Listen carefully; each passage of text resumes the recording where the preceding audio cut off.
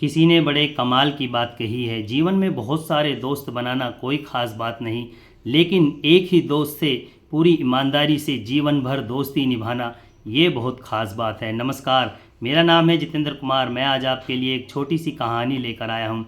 ये कहानी एक बूढ़ी अम्मा की है जो भिक्षा मांगकर अपना गुजारा करती थी। जो भी उसे भिक्षा में मिलता था उसे ही खा लेती थी और भजन करती थी। ऐसे ही उसका गुजारा चल रहा था। एक बार ऐसा होता है कि उसे 5 दिन तक कोई भी भिक्षा नहीं देता। 5 दिन तक उसे एक भी अन्न का दाना नहीं मिलता।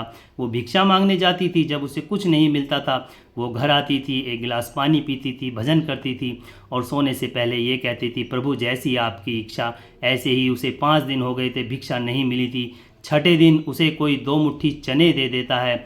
वो उन चनों को लेकर अपनी झोपड़ी में आती है और सोचती है कि सुबह के समय नहा धोकर भगवान को पहले भोग लगाऊंगी, तब इन चनों को ग्रहण करूंगी। वो उन चनों को एक कपड़े में पोटली के रूप में बांधकर अपनी झोपड़ी में टांग देती है और आराम से सो जाती है। उसी रात 3-4 चोर उसके झोपड़ी में घुस जाते हैं और देखते हैं कि एक पोटली टंगी होती है। चोर समझते हैं कि इसमें कहीं गहने तो नहीं, कहीं बूढ़ी अम्मा कहीं से गहने या सिक्के मिल गए हों, उन्हें ले आई हो और यहाँ लाकर टांग दिए। वो चोर उस पोटली को लेकर भाग जाते हैं और रास्ते में उन्हें कोई देख लेता है। वो हड़बड़ाहट में और तेज़ भागते हैं और संदीपन ऋषि के आश्रम में छुप जाते हैं। आपको बता दें कि संदीपन ऋषि वही हैं जिनके आश्रम में भगवान श्री कृष्ण और सुदामा ने शिक्षा ग्रहण की थी। जब वो संदीपन ऋषि के आश्रम में छुप जाते हैं तो गुरु माता को कुछ खटका होता है। वो कहती हैं, कौन है कौन है। तो वो चोर सोचते हैं कि हमें यहाँ भी किसी ने देख लिया, कोई हमारे यहाँ भी पीछे आ गया।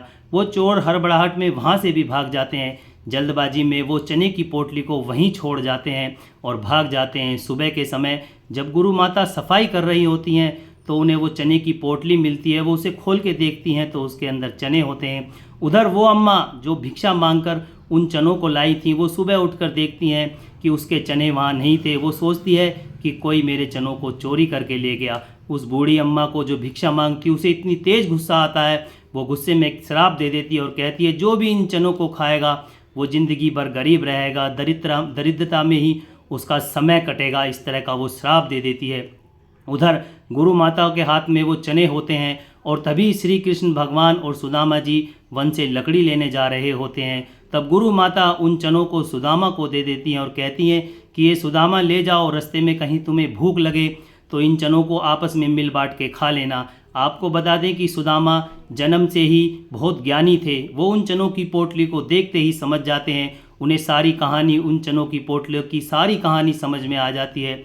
वो उन चनों को लेते हैं और वहाँ से जंगल की तरफ चले जाते हैं और श्री कृष्ण को बताए बगैर वो सारे चने चुपचाप स्वयं ही खा लेते हैं। और वो इसलिए खाते हैं, वो सोचते हैं कि यदि श्री कृष्ण भगवान ने ये चने खा लिए तो वो सारी उम्र गरीब रहेंगे, उनका सारी उम्र दरिद्रता में गुजरेगी और यदि वो दरिद्र हो गए तो तीनों लोग दरिद्र हो जाएंगे और ऐसा मैं होने नहीं दूंगा। इसलिए वो सारे चने स्वयं ही खा लेते हैं। तो दोस्तों, ऐसी होती है दोस्ती। हमेशा जीवन में याद रखना, यदि आपको कोई सच्ची दोस्ती मिलती है तो आप बहुत खुशकिस्मत हैं, क्योंकि मैंने कहानी के शुरू में ही आपसे ये कहा था कि जीवन भर बहुत सारे दोस्त बनाना कोई ख़ास बात नहीं, लेकिन एक ही दोस्त से पूरे जीवन भर ईमानदारी से दोस्ती निभाना ये ख़ास बात है। इसलिए अपने दोस्ती की हमेशा कीमत को समझो। यदि आप किसी के दोस्त हो तो दूसरे से इतनी अपेक्षा ना करें, लेकिन आप अपनी दोस्ती अच्छे से और सच्चे धर्म से, दोस्ती के सच्चे धर्म से अपना फ़र्ज़ निभाएं। दोस्त के प्रति जो भी आपका कर्तव्य है वो पूरा करें। जैसे सुदामा ने श्री कृष्ण के प्रति अपनी दोस्ती निभाई।